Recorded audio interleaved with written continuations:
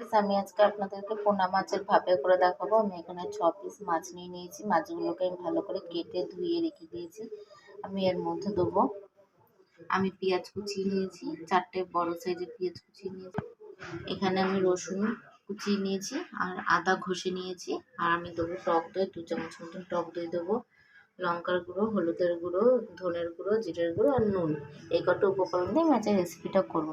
তাহলে চলুন প্রথমে আমি মাছগুলোর মধ্যে নুন দিয়ে দিই।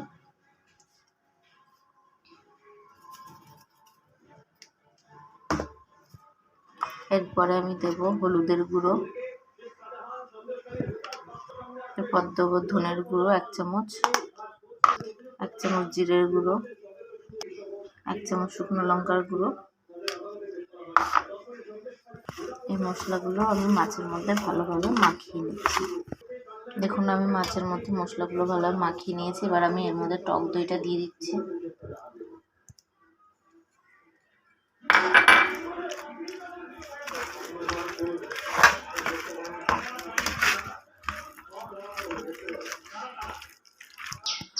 এবার আমি টক দইটা মাখিয়ে নিয়েছি। এবার আমি পেঁয়াজ কুচি দিয়ে দিচ্ছি। কিছুটা পেঁয়াজ আমি রেখে দেবো।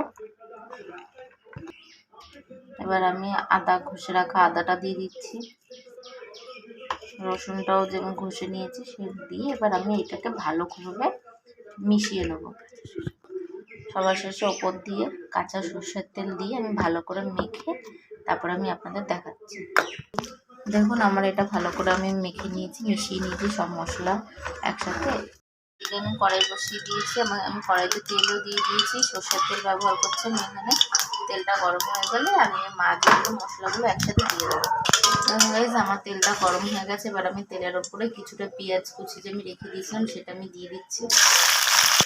দেখুন গাইস আমার এখানে পেঁয়াজগুলো আমি ভেজে নিয়েছি লাল লাল করে। এবার আমি এর উপরে ওই মাছটা দিয়ে দেবো। এখন আমি একে একে সব মাছগুলো দিয়ে দিচ্ছি, ভালোভাবে সুন্দর করে সাজিয়ে আমি দিয়ে দিচ্ছি।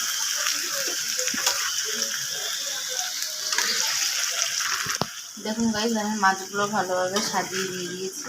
আর এখানে গ্যাসের ফ্লেমটা লো রেখে দেবে, বেশি হাই করবেন না, তাহলে সব পুড়ে যেতে পারে মাছ পেঁয়াজগুলো। এবার আমি এর ওপর দিয়ে এই যে এইটার মধ্যে মেখেছিলাম সেই পাত্রটা ধুয়ে আমি একটু জল দিয়ে দিচ্ছি। এবার আমি গ্যাসের ফ্লেমটা একদম লো করে ঢাকা দিয়ে আমি রেখে দেবো। তারপরে কিছুক্ষণ পর ঢাকা খুলে আমি দেখবো কতটা কী চলুন আমি প্রথমে ঢাকা দিয়ে দিই। আমি 10 মিনিট মতন চাপা দিয়ে রেখেছিলাম। এবার দেখুন আমি ঢাকনাটা খুলে দিচ্ছি। এই দেখুন আমার কি সুন্দর মাছের দিয়ে তেল বেরিয়ে গেছে, আমার মাছটাও সিদ্ধ হয়ে এসেছে প্রায়। এবার আমি মাছগুলো উল্টিয়ে দেবো। আপনারা এই সময় উল্টানোর সময় একটু সাবধানে উল্টাবেন যাতে মাছগুলো ভেঙে না যায়।